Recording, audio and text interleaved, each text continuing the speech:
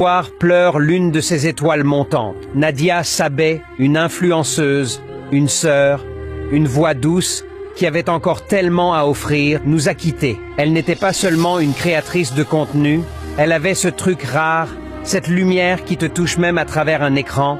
Elle parlait vrai, elle inspirait, elle rassemblait. Et aujourd'hui, c'est toute une génération qui se sent orpheline. Ce qui me frappe, c'est que dans chacun de ses lives, chacun de ses posts, elle portait toujours ce message. Prenez soin de vous, soyez vrai, aimez fort. Et c'est exactement ce qu'elle laisse derrière elle. Un héritage d'amour, de sincérité, de force. Alors aujourd'hui, je veux qu'on fasse quelque chose ensemble. Dans les commentaires, écrivez juste une phrase pour elle, un cœur. Quand même. Et je me disais, waouh, franchement, cette maladie est vraiment en train de me métamorphoser. Et Ariel, comme d'habitude, il me dit, avec ou sans cheveux, t'es belle, avec ou sans cheveux, je te préfère. Et puis voilà. Mais après, j'ai pas menti. T'as vu, ils ont tous dit ça. Ils ont tous dit pareil. Oui. Salut Brut. Je suis Sréjean Ariel, alias Ariel Chenet, artiste ivoirien. Je suis Nadia Sabet, actrice comédienne, animatrice télé et créatrice de contenu.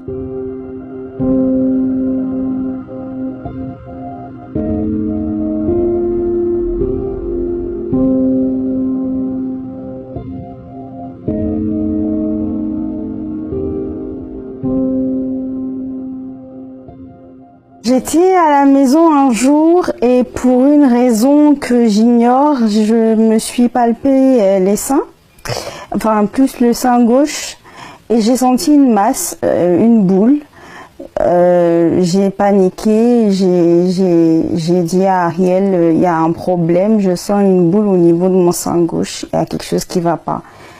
Et il m'a rassuré, il m'a dit que c'était rien, que c'était peut-être dû à mes hormones et que ça va passer et tout. Et moi personnellement, j'étais pas très sereine. J'ai fait appel à mon médecin et il m'a dit de faire des examens plus poussés pour savoir de quoi il s'agissait. Je vous avoue que j'ai pas vite fait les examens. Voilà, je me suis dit non, ça pouvait pas être le cancer et tout, même s'il y a une petite voix qui sonnait dans ma tête en me disant ah c'est peut-être ça et tout, mais j'ai été négligente malheureusement, j'ai laissé le temps passer jusqu'à ce que j'ai une douleur au niveau de ma cuisse, je pouvais pas imaginer non plus que c'était dû au sein. Et c'est à ce stade-là que j'ai commencé effectivement à faire des examens plus poussés.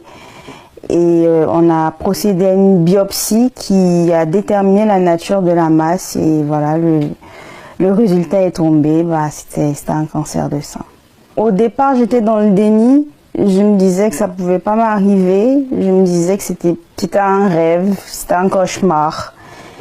Et tout de suite, la réalité me rattrape et je me suis dit, waouh, je sais pas ce qui m'attend, mais je sens que ça sera infernal. Et j'étais pas du tout bien. Et bien évidemment, Ariel, comme à son habitude, il m'a rassuré, il m'a dit qu'il serait là, de ne pas m'apitoyer sur ça et qu'on va y arriver ensemble. Le choc est tellement violent que je me calme devant le docteur. Lui-même, je lui dis à lui parce que quand il était venu m'annoncer, il n'avait pas les mots. Il cherchait en même temps à m'annoncer, il cherchait les mots pour me consoler. Et bizarrement, c'est moi qui le consolais lui, parce qu'il était vraiment lié à mon épouse, donc il aimait beaucoup.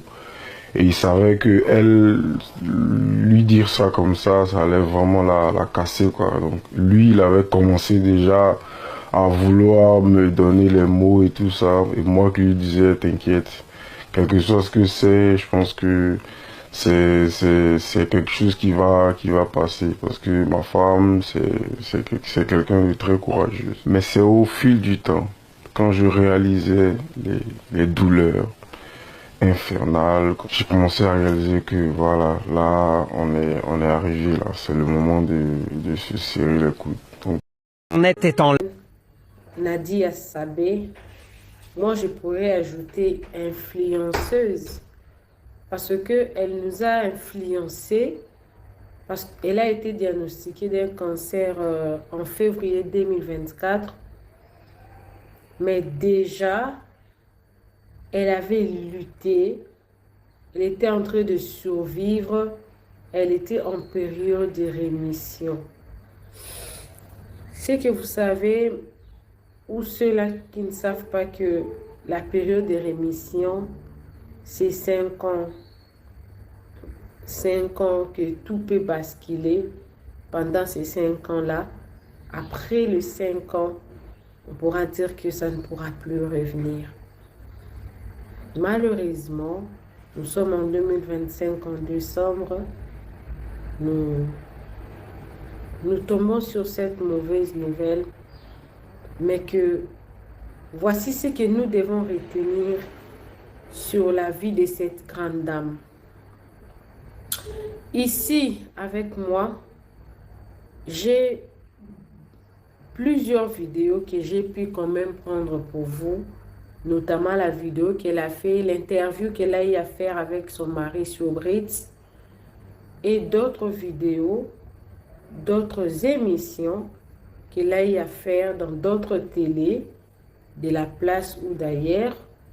Je vais poster ici, et les hommages que plusieurs, notamment la maman d'Alexandra aussi, a rendu cette femme-là hommage. Alors, j'ai mal, mais cette dame n'était pas décédée quand on a découvert sa maladie. Elle a lutté, elle était guérie, elle était en période de rémission, elle a passé des messages forts. Je félicite son mari qui l'a aimé, chéri, rester avec elle, partager ces moments. Ces messieurs nous ont montré c'est quoi les meilleurs et les pires dans un mariage. Alors je ne vais pas trop monopoliser la parole parce que là, la nouvelle est déjà tombée. Jusque-là, on ne sait pas. C'est qu'il y a autre chose qui l'a amené, parce qu'on se base seulement sur ce qui s'est passé selon le témoignage. Mais dès que nous aurons peut-être une autre nouvelle, ça va servir à quoi d'ailleurs cette nouvelle-là? Parce que la belle âme est déjà partie. Donc je pense que cette émission, je ne le ferai qu'une seule fois, à moins que nous ayons d'autres nouvelles ou d'autres émissions intéressantes. On pourra. Il y a aussi le général Makos qui l'a rendu hommage. Toutes ces vidéos-là, je les rassemble. Je vais mettre ça tout à l'heure là. Abonnez-vous sur les réseaux sociaux Buzz. Cliquez la cloche de notification. Aimez la vidéo, commentez, surtout partagez la vidéo.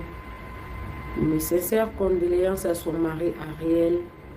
Mes sincères condoléances à sa famille numérique, à ses amis, ses collègues de travail, à sa famille biologique.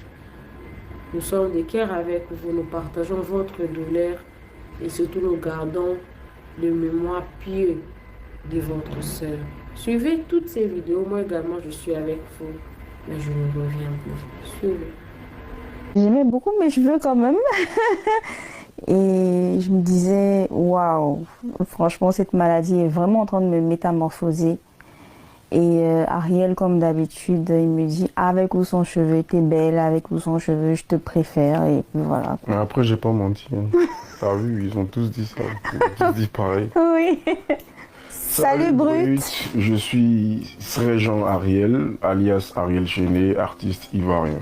Je suis Nadia Sabé, actrice comédienne, animatrice télé et créatrice de contenu.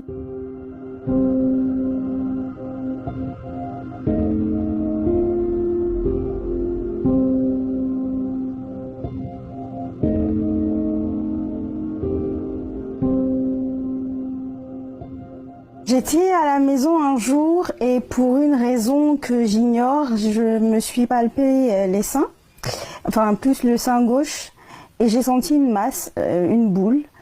J'ai paniqué, j'ai dit à Ariel, il y a un problème, je sens une boule au niveau de mon sein gauche, il y a quelque chose qui ne va pas.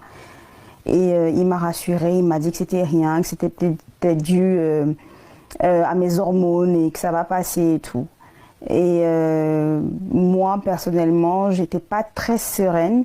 J'ai fait appel à mon médecin et il m'a dit de faire des examens plus poussés pour savoir de quoi il s'agissait. Je vous avoue que j'ai pas vite fait les examens. Voilà, je me suis dit non, ça pouvait pas être le cancer et tout, même s'il y a une petite voix qui sonnait dans ma tête en me disant ah, c'est peut-être ça et tout. Mais j'ai été négligente malheureusement, j'ai laissé le temps passer jusqu'à ce que j'ai une douleur au niveau de ma cuisse. Je pouvais pas imaginer non plus que c'était dû au sein. Et c'est à ce stade-là que j'ai commencé effectivement à faire des examens plus poussés. Et on a procédé à une biopsie qui a déterminé la nature de la masse. Et voilà, le résultat est tombé, c'était un cancer de sein. Au départ, j'étais dans le déni. Je me disais que ça pouvait pas m'arriver. Je me disais que c'était un rêve, c'était un cauchemar. Et tout de suite, la réalité me rattrape et je me suis dit waouh, je sais pas ce qui m'attend, mais je sens que ça sera infernal. Et j'étais pas du tout bien. Et bien évidemment, Ariel, comme à son habitude, il m'a rassurée, il m'a dit qu'il serait là, de ne pas m'apitoyer sur ça et qu'on va y arriver ensemble. Le choc est tellement violent que je me calme devant le docteur. Lui-même, je lui dis à lui, parce que quand il était venu m'annoncer, il n'avait pas les mots. Il cherchait en même temps à m'annoncer, il cherchait les mots pour me consoler. Et bizarrement, c'est moi qui le consolais, lui, parce qu'il était vraiment lié à mon épouse, donc il aimait beaucoup. Et il savait que elle, lui dire ça comme ça allait vraiment la casser, quoi. Donc lui, il avait commencé déjà à vouloir me donner les mots et tout ça. Et moi qui lui disais, t'inquiète, quelque chose que c'est, je pense que c'est quelque chose qui va passer. Parce que ma femme, c'est quelqu'un de très courageux. Mais c'est au fil du temps, quand je réalisais les douleurs infernales, j'ai commencé à réaliser que voilà, là, on est arrivé là. C'est le moment de se serrer les coudes. Donc j'ai été vraiment mal à partir de ces moments-là. Quand on arrive à l'hôpital, le médecin nous dit, bon, vu l'évolution de la maladie, il faut commencer un traitement là maintenant tout de suite parce que eux-mêmes ne comprennent pas pourquoi la maladie est en train d'avancer si rapidement. Et donc j'ai été obligé de donner mon accord pour qu'on puisse commencer un traitement sur place. Et franchement, nul n'était la main de Dieu, on n'en serait pas là aujourd'hui. Parce qu'on a vraiment traversé des moments très très sombres. Parce que quand vous apprenez que vous avez la maladie, Nadia, elle est déjà très avancée, c'est ça? Oui, parce qu'elle s'est répandue dans mes os. Du coup, toutes les douleurs que je ressentais étaient liées aux os. C'était pas le sein en lui-même, c'était plus les douleurs osseuses. C'était des grandes douleurs. Énorme, inexplicable. Non, je ne saurais pas décrire ces douleurs-là, non. Et j'ai même pas envie de me rappeler de ça. Non seulement il y avait déjà les douleurs osseuses, en plus de ça, les douleurs de la chimio. Quand je dis douleur, je parle des effets secondaires. C'était très compliqué. Après, vous voyez votre physique se métamorphoser. C'était très dur. Il fallait accepter tout ça. Il fallait accepter ça psychologiquement d'abord. C'était très, très, très compliqué. Des douleurs, des nausées, enfin, des baisses de globules blancs, on est faible. Perte de goût. Il y a des moments où on se sent seul. Il y a des moments où, quand vous êtes seul la nuit, vous vous réveillez en pleine nuit, vos proches dorment, vous ne pouvez pas les réveiller. Mais à 80%, je ne me sentais pas seule. Je ne me sentais pas du tout seule.